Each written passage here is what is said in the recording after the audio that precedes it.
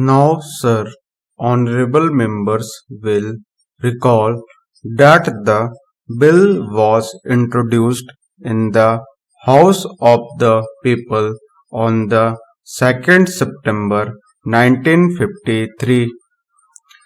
It has had a long history and in one form or another it has been before the public since the end of 1949.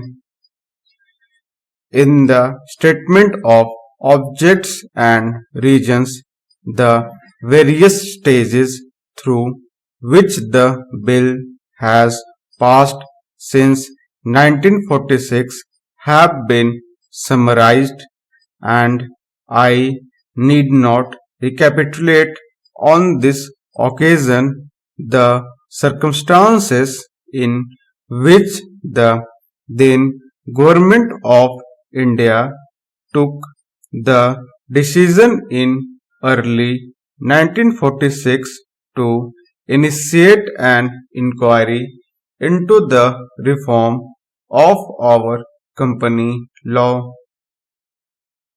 I would remind honorable members that between 1946 and 1948 the entire field of company law was carefully reviewed by two distinguished company lawyers who were appointed to recommend the broad lines on which the present act should be revised.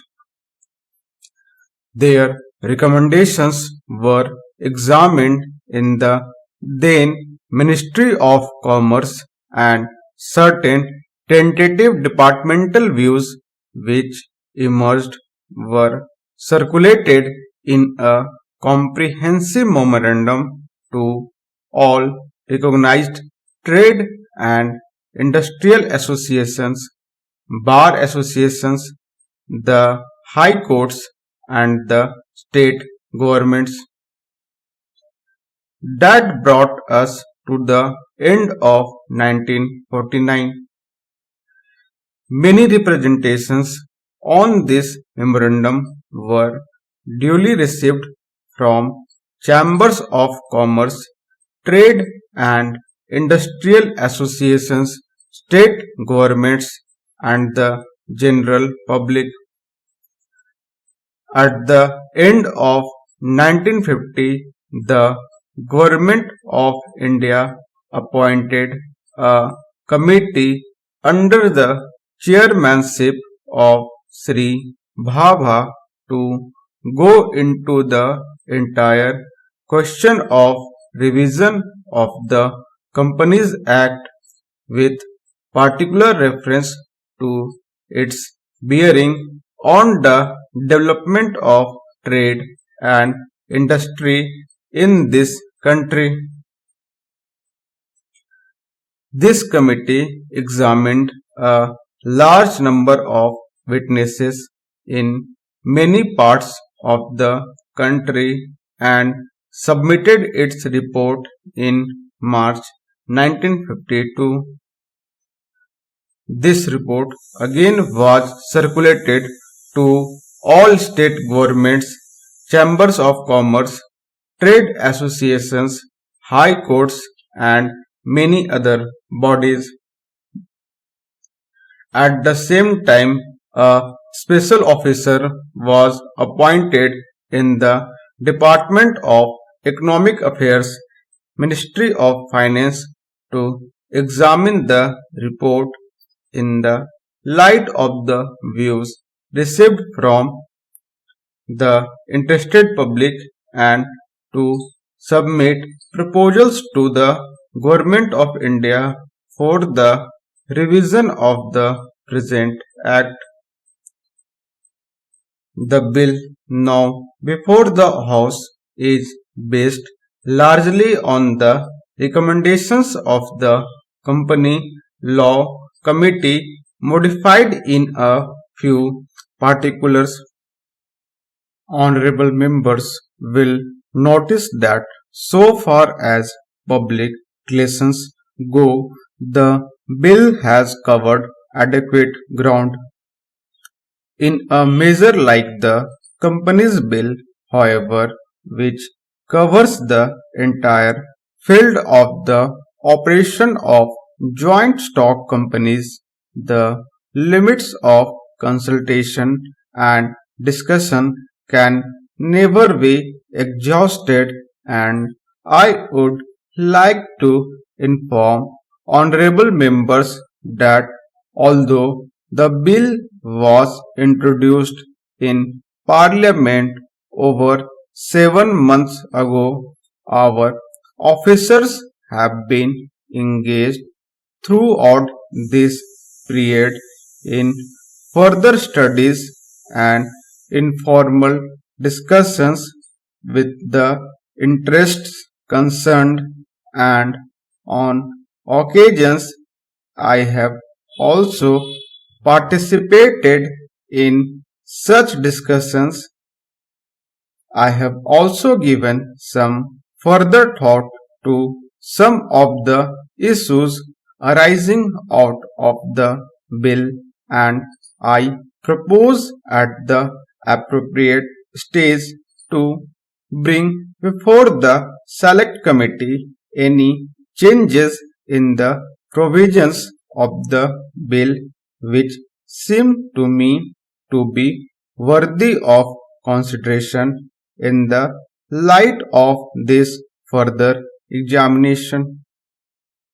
No honorable members will have noticed that the bill contains 6 clauses and 12 schedules.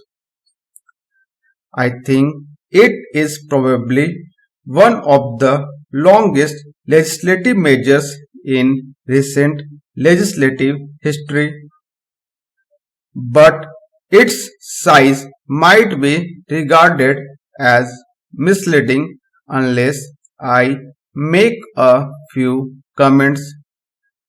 The bill both one must remember a consolidating and amending measure as mentioned in the statement of objects and regions.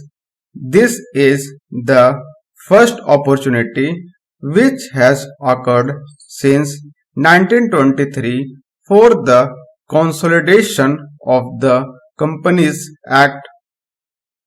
Advantage has been taken of this opportunity to redraft several long and complicated sections in the present Act which have been split up into a large number of clauses.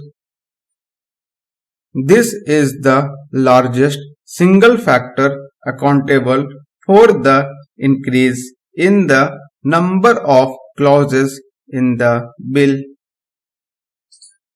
New clauses embodying substantial changes in the present law would hardly constitute more than a small fraction of the bill. I would also draw attention to the structural changes in the bill to which a reference has been made in the statement of objects and regions.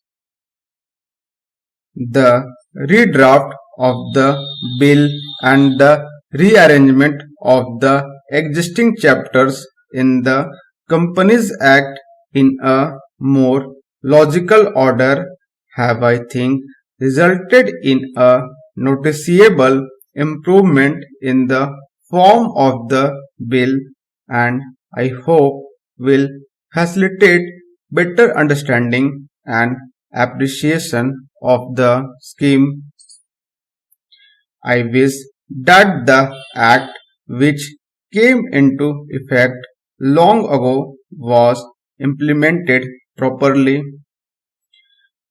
I know that the minister here is very earnest in implementing it, but unfortunately his colleagues at the state level are disappointing him.